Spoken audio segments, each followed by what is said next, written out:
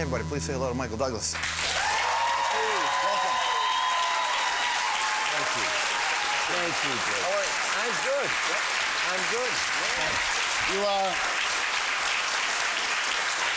Coming back to Canada is like a second home for you. Yeah, it is my second home. We have a farm up in Quebec, up in the Laurentians. Spend the summers there, ski a lot in the winter. Teach the kids about ice skiing. Because that's what it is up in the Laurentians in the winter. Now the best skiers, you know, they ski on this. You know. You've got this movie Solitary Man, and it's one of those films when you watch it, you wonder, God, I really hope the actor couldn't relate too much to the character, because it's a broken man who had a run and then is trying to get another run. Was that the kind of character that you looked at and can identify? Well, yeah, but I like it falls in the black comedy area about mortality and how people, when they look at a situation and are looking at their life and how they behave, and this guy behaves a little silly. He's but awful. He does terrible things.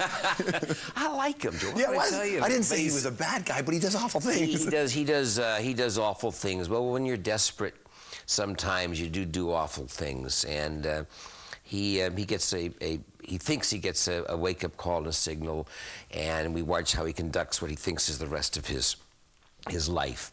But could you look at a guy like this and say, all right, I can do this. I pull this. Oh, sure. Yeah. Oh, sure.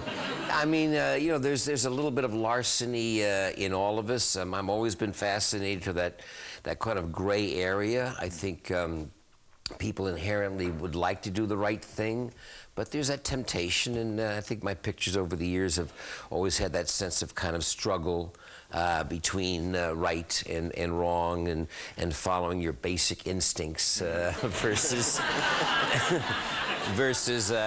you know, what's right. Yeah. Boy, that movie did a lot for you, didn't it? Well, yeah, it showed a lot. It certainly did.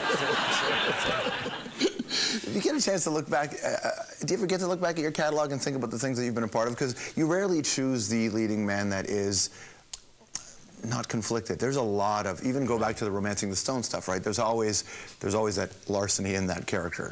In certain ways, learning from Romancing the Stone on that having a little edge is more interesting. I don't know many saints around, and particularly in this complex age. And growing up in the movies or before television, it was easier to be the good guys and the bad guys. But I think as far as the States is concerned, Vietnam changed that a lot. And all of a sudden there became this much more of a gray area. It was more difficult to tell who were the good guys and who were the bad guys. Did you get a sense of that when you were the American president?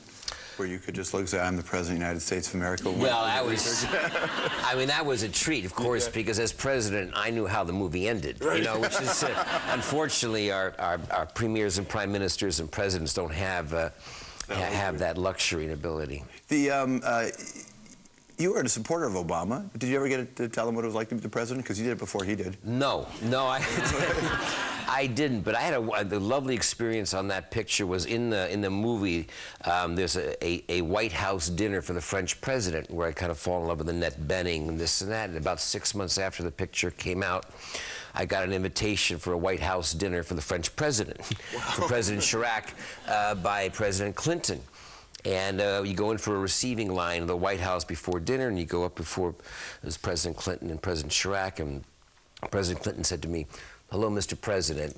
And he said, "I've always wanted to do this in the White House line." He said, "Here, you stand up here next to Jack." Yeah. So, "Hello, Mr. President." And President Clinton got in line. He came through and went, "Hi, Mr. President." And I have these series of pictures which are, you know, obviously priceless. That's fantastic. You're remaking Wall Street too, right? But I want to get to that in a second. I want to go back to Solitary Man, because one of the things that if anybody's watched your films throughout your career, the little sidebar kick that people can get out of watching this is it's you and Danny DeVito in scenes again. Right. And you used to room with DeVito, didn't you? Danny DeVito was my roommate. Yeah, we met each other in summer theater, and then in '69 became roommates in New York. It was a little bit of Felix and the Odd Couple. Yeah. I won't tell you who's the messy one, but then we've always been good friends, and then he was actually the first, I produced One Flew Over the Cuckoo's Nest, and he was the first guy hired for it, and then we went on, and he helped me out wonderfully in Romancing the Stone, Jewel and Nile, and then he directed The War of the Roses, which is a great picture. And I think we share that same kind of dark kinkiness, black humor. I was probably in my late teens when I saw War of the Roses, and I thought, I'm never getting married. No thanks, pal. I don't like how this turns out. A lot of people had that reaction. Yeah, I can imagine. And when the economic thing hit, more and more people had to actually share houses because they couldn't afford separate ones, and that whole division of the house, I've got more square footage. And then now you're doing Wall Street again. And I mean, Gordon Gekko at the time when that movie first came out, people had actually still looked at Wall Street as a place to go. Wall Street meant a lot. Wall Street means a lot now, just mostly four-letter words and not cash. People are pissed at Wall Street. How did this come together where you and Oliver Stone said, let's make a remake, or a sequel? Well, the Ed Pressman, the producer originally, and the studio, Fox, sort of thought about it, and we thought we had done the penultimate in '86, '87 at that time, but granted, the last couple of years have been pretty extraordinary. So they sort of developed a script and they showed it to Oliver. Oliver said, "Yeah, I could dig this. This is really a reflection of the time." And so we put it together. And Shia LaBeouf is coming in. I think Charlie Sheen may have a little guest appearance, and we're excited. But it's been such a good reflection on Canada that they've weathered through this so well, and that your banking system didn't become hedge funds as the states did, and it's a great time for Canada. I mean, you're a politically active guy in that you're motivated. You vote. You take this seriously. Right. So how do you look at what the current president has to face, and there's so much debate down there. Well, he's taken on a whole program, but why not? In terms of all of the different issues, without sounding like a total sycophant for Canada, but having a home up here and spending time. This is one of the most extraordinary boundaries in the world that's ever existed in terms of two nations in having such a long boundary, and it's a treat. And it's nice to see, amongst other things, President Obama not taking it for granted, much more than I think a lot of other U.S. presidents. But yes, I work with the United Nations. I'm a messenger of peace. I focus on the disarmament area. Do they give you doves? As a messenger of peace, do you get to? Well, I got a little dove pin. Okay, yeah. All right. Yeah, I'm not a magician. I don't go. Here we pull them out of the things. You just hand doves to world leaders. As a matter of fact, George. You mentioned Shia LaBeouf and Carrie. When you first did Wall Street with Oliver Stone, it's a complicated director to work with. And that was the movie, I think, people obviously, you got the Oscar and everybody talked about it. That was a movie where you arrived. Right. And so you probably had to help Charlie Sheen through working with a guy like Oliver in this picture. But what about Shia and Carrie? Do you have to help them navigate an Oliver Stone set? Well, I think you can be helpful, in terms of working with someone as talented and as good as Oliver. Oliver's confrontational. Which is good. Most directors are like patriarchs. They treat their actors like children, and it's so hard to be in front of the camera, and we're insecure.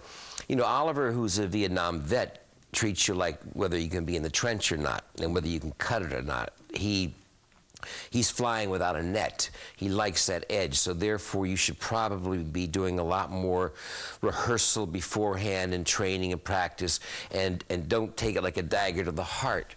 When he asks you, what are you doing? I remember early on, for me, on the first Wall Street, he came into the trailer once and said, "You okay?" I said, "Yeah." He said, "You doing drugs?" I said, "No, I'm not, because you look like you never acted before in your life." Gordon Gekko. So Gordon Gekko pulls himself together, but he just wanted that little extra edge, and he's not afraid to be that way. So. But Shia is I think, going to surprise a lot of people, and is really taking this to heart. And, it's funny, in Solitary Man, you despite all your characters' development issues, you get to subtly play a mentor in one way to this younger actor. And then I actually started thinking about your early days. I remember Streets of San Francisco and Karl Malden. We just lost Karl Malden. And I just, what did he mean to you? Karl, was was my mentor in life, and he meant everything to me because he had such an incredible career as an actor, going Streetcar Named Desire, On the Waterfront. There was a reason why Marlon Brando worked with him so much. Karl was my surrogate dad. It's just, you know, I saw my father a lot, but it's just a lot harder when you're in the same business, when you're just starting off. And I think Karl recognized it and sort of gave me my confidence. And also doing those shows, you learn so much about producing. And so I left this show in the 5th year. It was a big hit to go produce Cuckoo's Nest. And well, you pissed off your dad, didn't you, by casting Jack Nicholson, not your dad? Yeah. Yeah, but you know, I'm sorry, that was a reality. It was all of a sudden, it's like I've got all the choices. The director has a little bit to say with who's doing it. But Karl, you know, in those days, and age, to say after what a good relationship we had, to say go for it, I know how much this means to you. I support letting you out of your contract, and that doesn't go on very much these days. No kidding. All right, let's talk about some of your leading ladies, because there was a run where you were, I mean, you were the guy who was with all, I mean, you weren't the deadly guy in every scene. Kathleen Turner. Well, Kathleen, I owe so much to, because Romancing the Stone, which is the first picture we did together, was an extraordinarily difficult film. It's one of those you made to look easy, but we were down there in Mexico, and the rain, the mudslides were real, and I was producing the picture. And her patience of the fact that I was not there all the time in terms of as an actor, because I was dealing with this romancing Kathleen, and they said, Michael, you know, we're stuck, the trucks can't get through, and excuse me, Kathleen, and so this, and then dealing with that. So she was a real team player, and I don't know anybody else who could do it. And we carried on quite a bit. You know, I was separated at that time in my life, so she was an important person. We carried on. We carried on. We carried on? So, you know, I mean, it's a lot. Which is always a dangerous thing to do with your leading lady. So, I can imagine. Speaking of, Sharon Stone. Sharon was fantastic. It was just so great to see. You know, we try to get a lot of actresses for Basic Instinct, but Paul Verhoeven, the director, you know, in his subtle way when he would talk to these actresses, yeah, there'll be nudity, huh? Lots of nudity, you know. So these actresses, you know, that European way. So, you know, Sharon, as it turned out, was the best choice possible, although she wasn't the first, and the picture made her career. Finally, and I don't know if you remember working with her, Catherine Zeta-Jones. Well, I never had.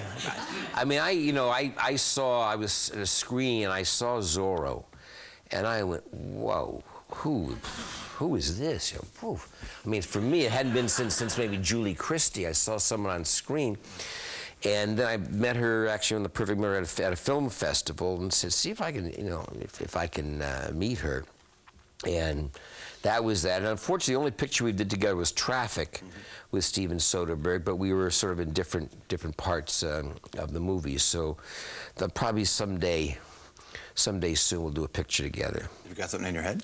I do, actually. I have it in the spirit of Romancing the Stone, but you know, there's a thing about married couples on screen that doesn't interest audiences very much. They like more the idea of the chemistry, and so I think I'd be the kind of the villain and have her with some young stud muffin, you know, a gorgeous guy, make me kind of jealous, like leaning over, you know, looking at, you know, like he may really kill her. He may really kill this guy, yeah. You know, so that would be more interesting. Nice. You should check out Michael's new film. It's called Solitary Man. If you're married and you're having trouble in your marriage, just please don't watch it with your partner, okay? Watch it alone. Michael Douglas, everyone. Thank you.